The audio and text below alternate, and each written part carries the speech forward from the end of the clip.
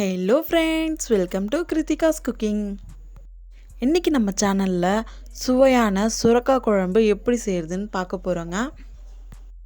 சுரக்காய் குழம்பை சிம்பிளான மசாலா வச்சு ஈஸியாக குயிக்காக எப்படி செய்கிறதுன்னு பார்க்கலாம் வாங்க.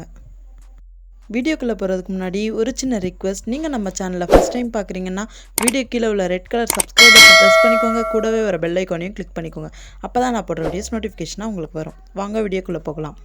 நான் இன்றைக்கி சுரக்காய் குழம்பு செய்கிறதுக்கு 2 சுரக்காய் தோல் சீவிட்டு எடுத்திருக்கேன்.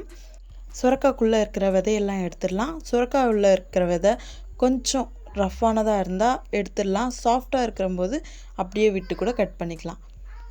இப்போ சுரக்காவை பொடி பொடியாக கட் பண்ணி எடுத்துக்கலாம்.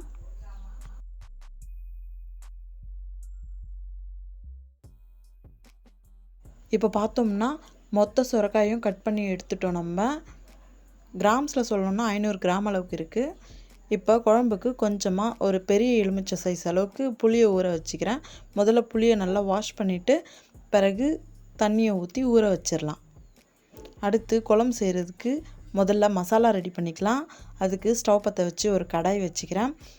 கடாய் சூடான பிறகு 1/4 டீஸ்பூன் அளவுக்கு வெந்தயம், 1/2 டீஸ்பூன் அளவுக்கு ஜீரகம் சேர்த்துருக்கேன்.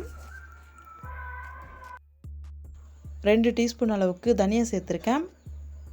பிறகு 2 டீஸ்பூன் அளவுக்கு எள்ளு சேர்த்துருக்கேன். இது குழம்பு திக்னஸ்க்காக தான் சேர்க்குறேன். விருப்பப்படுறவங்க சேர்த்துக்கோங்க, இல்லைனா ஸ்கிப் பண்ணி விட்டுருங்க. இதெல்லாம் நல்லா வறுபடட்டும். 2 நிமிஷம் நல்லா வறுபட்ட பிறகு ஒரு மிக்ஸி ஜாருக்கு ட்ரான்ஸ்ஃபர் பண்ணிக்கலாம். இப்போது இந்த மசாலாவை நல்லா அரைச்சி எடுத்து வந்துடலாம். கொரகொரப்பாக இல்லாமல் நைஸாக அரைச்சி எடுத்து வந்துடணும். அவ்வளோதாங்க, சுரக்காய் குழம்புக்கு தேவையான மசாலாவை ரெடி பண்ணிட்டோம். அடுத்து குழம்பு எப்படி செய்கிறதுன்னு பார்க்கலாம். அதுக்கு முதல்ல ஸ்டவ் பற்ற வச்சு ஒரு கடாய் வச்சுக்கிறேன். கடாய் சூடான பிறகு 2லேருந்து 3 குழிக்கரண்டி அளவுக்கு நல்லெண்ணெய் சேர்த்துருக்கேன். எண்ணெய் சூடான பிறகு ஒரு வரமிளகாயை தாளிப்புக்கு கிள்ளி சேர்த்துக்கிறேன். பிறகு தாளிப்புக்கு கடுகு, உளுந்தம்பருப்பு, கடலைப்பருப்பு சேர்த்துக்கிறேன். எல்லாமே ஒரு டீஸ்பூன் அளவுக்கு தான் இருக்குது. பருப்புலாம் பொன்னிறமாக வதங்கட்டும்.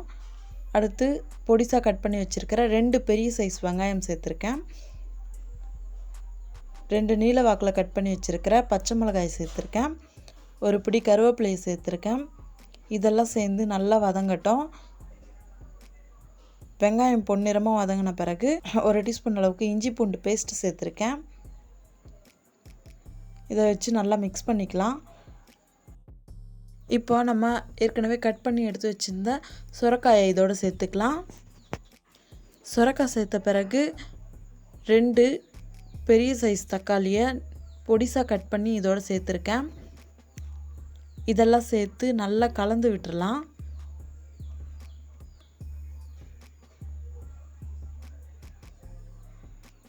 இதெல்லாம் நல்லா கலந்து விட்ட பிறகு குழம்புக்கு தேவையான அளவுக்கு உப்பு சேர்த்துக்கலாம். பிறகு மஞ்சள் தூள் 1 டீஸ்பூன் அளவுக்கு சேர்த்துருக்கேன். மஞ்சள் தூள் சேர்த்த பிறகு ஒரு வாட்டி நல்லா கலந்து விடலாம். 2 நிமிஷம் கலந்து விட்ட பிறகு இப்போ மூடியை போட்டு வேக விடலாம். 2 நிமிஷம் கழித்து பார்த்தோம்னா சுரக்காய் நல்லா வெந்து வந்திருக்கும். இந்த ஸ்டேஜில் ஒரு வாட்டி நல்லா கலந்து விட்டு குழம்பு மிளகாய் தூள் 1 டீஸ்பூன் அளவுக்கு சேர்த்துருக்கேன். பிறகு நம்ம கரைச்சி எடுத்து வச்சுருந்த எலுமிச்சை சைஸ் அளவுக்கு புளியை இதோடு சேர்த்துக்கிறேன். இதெல்லாம் சேர்த்து நல்லா கலந்து விட்டுடலாம். இப்போ குழம்புக்கு உப்பு, காரம், புளிப்பு கரெக்டாக இருக்கான்னு ஒரு வாட்டி செக் பண்ணிக்கலாம். இதை செக் பண்ணிக்கிட்ட பிறகு குழம்புக்கு தேவையான அளவுக்கு தண்ணியை சேர்த்துக்கிறேன். தண்ணியை சேர்த்த பிறகு குழம்பு நல்லா கொதிக்கட்டும். ஒரு 10 நிமிஷம் நல்லா கொதித்து வந்த பிறகு நம்ம ஏற்கனவே அரைச்சி எடுத்து வச்சுருந்த மசாலாவை இதோடு சேர்த்துக்கிறேன். மசாலாவை சேர்த்து நல்லா கலந்து விட்ட பிறகு குழம்புல உப்பு, கார, புளிப்பு செக் பண்ணிக்கலாம் ஒரு வாட்டி. அவ்வளோதாங்க, சுரக்காய் குழம்பு டேஸ்ட்டாக ரெடி ஆகிடுச்சு. லாஸ்ட்டாக நம்ம சாப் பண்ணி வச்சுருக்கிற கொத்தமல்லி இலையை சேர்த்துக்கலாம். கொத்தமல்லி இலையை சேர்த்த பிறகு ஒரு வாட்டி நல்லா கலந்து விட்டு ஸ்டவ் ஆஃப் பண்ணிடலாம். அவ்வளோதாங்க, சூப்பரான சுவையான ஈஸியான சுரக்காய் குழம்பு ரெடி ஆகிடுச்சு. லாஸ்ட்டாக ஒரு சின்ன டிப் சொல்லிக்கிறேன்.